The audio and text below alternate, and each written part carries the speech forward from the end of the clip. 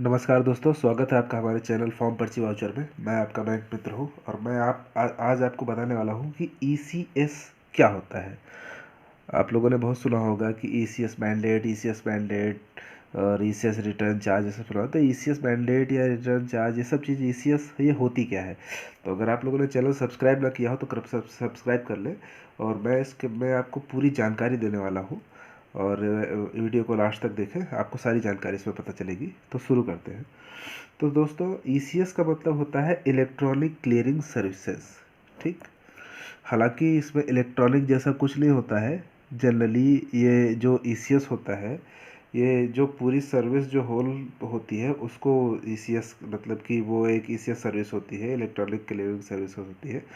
ECS में क्या होता है कि आप एक चेक के जैसा एक रिटर्न ऑर्डर होता है, जैसा चेक नहीं होता है। आप एक मतलब कि बहुत बड़ा फॉर्म होता है, उसमें एक पार्ट होता है चेक के टाइप का।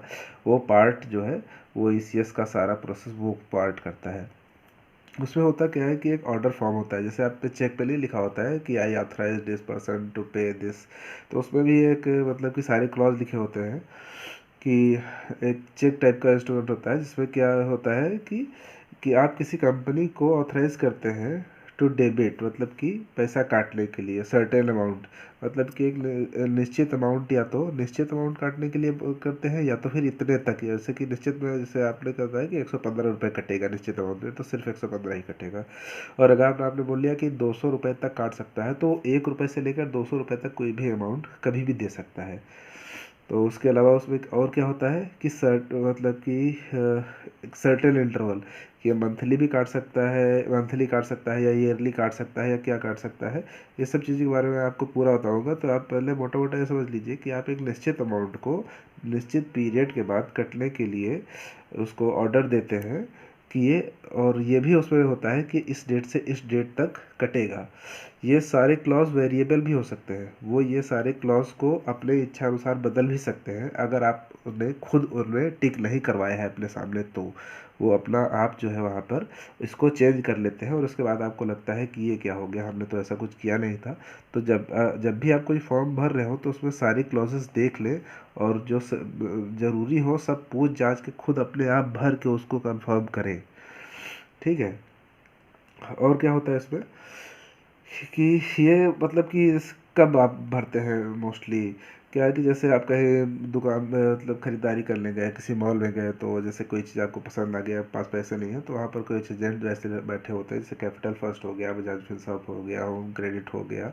और जैसे किसी को मोबाइल लेना है, कुछ भी लेना है, मोटरसाइकिल्स लेनी है, तो और उसके अलावा अब तो ये सब चीज़ें बहुत बढ़ के हो गई। जैसे आपको इंश्योरेंस का प्रीमियम देना है, लोन लेना है, बिल्स जमा करने हैं, तो इन सब के लिए अब आजकल आदमी ईसीएस दे सकता है। तो ईसीएस देने पर फिर ये जो है आपसे वो फॉर्म पूरा भरवाएंगे, और उस फॉर्म में जो है आपका ईसीएस इन्वॉल्व रहता है।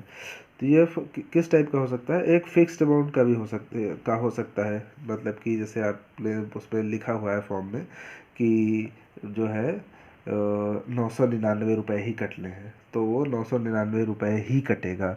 और होता है वेरिएबल अमाउंट। वेरिएबल अमाउंट का मतलब ये है कि अगर उसमें ये लिखा है कि 999 अप टू 999, मतलब कि जीरो से मतलब कि 1 रुपये से लेकर वो 999 तक कोई भी अमाउंट काट सकता है।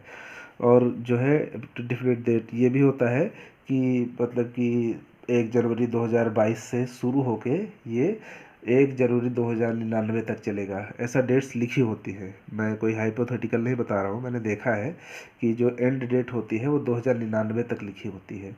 तो 2099 तक कौन रहेगा कौन नहीं रहेगा, लेकिन वो लोग इंडेफिनिट इस टाइप की डेट डाल देते हैं ताकि उन लोगों को कोई दिक्कत ना हो, जब जितना चाहे जब चाहे वो डेबिट कर सके।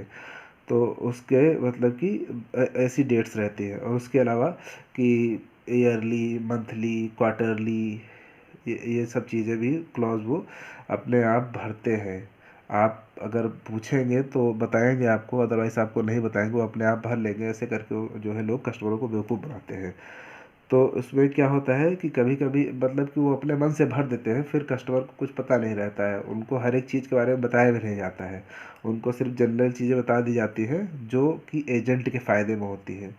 वो सारी चीज़ें आपको नहीं बताते हैं। तो कभी कभी ये फिक्स्ड अमाउंट, मतलब कि आपको, आपने मान लिया चीज़ 2000 की ली, ईएमआई उन्होंने लगाई है मान लिया जो है मिक्सी लिया आपने, EMI उनकी है कि 250 रुपये मंथली कटेगा, तो उन्होंने अप टू 500 रुपये कर दिया, तो 500 रुपये में वो कभी 500 का भी लगा देंगे, कभी कितने का भी लगा देंगे, फिर आपका जब रिटर्न होगा तो आपके चार्जेस उड़ा देंगे वो लोग। तो ये सब चीज़ें खेल रहता है इन सब में। तो जैसे आप कोई फॉर्म भर रहे हैं तो उस फॉर्म के बारे में पूरी की पूरी जानकारी लें, हर एक चीज़ पूछें। नहीं बता रहा है तो बोल दे कि भैया हमको नहीं लेना है, जब तक आप सारी चीज़ें नहीं बताओगे, सारी चीज़ क्लियर नहीं करोगे, हम नहीं लेंगे। और उन लोग को ये रहता है कि वो देंगे ही देंगे। आप मतलब कि आप पूछेंगे तो वो बताएंगे ज़रूर, आप ये मत सोचिए कि वो नहीं बताएंगे। तो होता क्या है कि कभी कभी फिक्स्ड अमाउंट में खेल कर देते हैं, कभी जो है ये डेट्स में खेल कर देते हैं, कभी फ्रीक्वेंसी में खेल कर देते हैं। मतलब कि वो लोग ये सब चीज़ खेलना उनके लिए आम बात है, कस्टमरों को बेवकूफ़ बनाना उनके लिए आम बात है। तो इस चीज़ के लिए आप बहुत सावधान रहें। जो रिटर्न चार्जेस, बाउंस चार्जेस और अदर चार्जेस होते हैं वो भी इसी से काटते हैं। होता क्या है कि आपने वो जो है, जो ECS जो है वो तो एक ही बार काट के दिया है, लेकिन वो उस ECS से जितनी डेट तक हो सकते हैं उतना तक पैसा काट सकते हैं। उतनी डेट में कभी भी वो कितनी भी बार लगा सकते हैं, वही आप खुद लिख के देते हो, तो वो हर बार लगा सकते हैं। तो आप लोग इस चीज़ के बारे में अवेयर रहिए, कब कितना कट रहा है सारी चीज़ें जानकारी रखिए। ठीक है। रिटर्न चार्जेस क्या होता है कि मान लिया आपने 2000 का मैंडेट लगाया था कि 2000 मंथली कटेगा, लेकिन आपके खाते में जैसे 1500 रुपये था तो बाउंस हो गया, तो उससे क्या होता है कि रिटर्न चार्जेस कटवाते हैं। रिटर्न चार्जेस 200 रुपये से लेकर 500 600 ऐसे होता है। तो जो जितनी बार रिटर्न जाएगा उतनी बार वो पैसा कटेगा। मान लिया आज लगाया रिटर्न किया, कल लगा दिया उन्होंने, फिर कल रिटर्न हो गया, तो फिर 200 400 रुपये काट लेंगे। और अदर इनिशियल चार्जेस होते हैं, कभी कभी फर्जी का ये लोग जो है 115 116 ऐसे करके काट लेते हैं बिना किसी रीज़न का। कस्टमर को अकाउंट में पता भी नहीं चलता है, 100 200 रुपये आदमी ध्यान नहीं दे पाता है, और उसको ये पता चलता है कि बैंक वाले काट ले, लेकिन बैंक वाले नहीं, ये सब काटते हैं ECS वाले। तो एक मैं आपको बहुत बड़ी चीज़ बताने जा रहा हूँ, शायद किसी ने आपको नहीं बताई होगी, कि ये जो ECS है वो आप एनी स्टेज कैंसिल भी कर सकते हैं।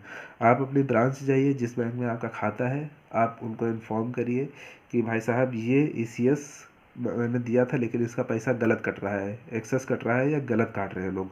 आप उनके थ्रू मेल करवा के, जो उस बैंक का कॉरपोरेट ऑफिस हो गया वहाँ पे, ये बैंक आप जो है मेल करेगा, आपकी ब्रांच का ऑफिसर मेल करेगा, और वहाँ से वो ECS कैंसिल हो जाएगा। हालांकि अगर आपका लोन बकाया है तो वो बाद में अदा होगा, वो दूसरे वे में अदा करेगी, लेकिन आपका जो करंट जो पैसा कट रहा होगा वो रुक जाएगा। तो ये होता है इसका मटेरियल। होता ये है कि इसकी प्रोसेसिंग कैसे होती है। मान लिया आप एक कस्टमर है, आप किसी मॉल गए, आपने कोई चीज़ पसंद की, तो ये आएगा एजेंट, ये आएगा आपसे एक फॉर्म भरवाएगा, ठीक। वो फॉर्म जो है उसके बाद में आप चले जाओगे सामान लेके, फॉर्म जो है बैंक चला जाएगा, बैंक वाले आपका सिग्नेचर अकाउंट नंबर वेरीफाई करके इसको भेज देंगे, और इसको ऑथराइज कर देंगे कि अब आप भेज सकते हैं पैसा कटने के लिए। फिर उसके बाद में जब चाहे तब अपना पैसा भेजता रहता है। इसके बारे में एक डिटेल्ड वीडियो मैं बाद में बनाऊंगा, अगर आप चाहें तो। उसमें आपकी ये ECS की पूरी वर्किंग मैं बताऊंगा। तो अगर आपको वीडियो अच्छा लगा हो तो कृपया सब्सक्राइब कर दें चैनल को, और लाइक कर दें। और बैंक से जुड़ी अगर आपको कोई भी समस्या है तो आप मुझे कमेंट सेक्शन में मैसेज कर सकते हैं, मैं इसके बारे में पूरी आपको जानकारी दे सकता हूँ, जो भी चीज़ आप बताएंगे। बहुत बहुत धन्यवाद।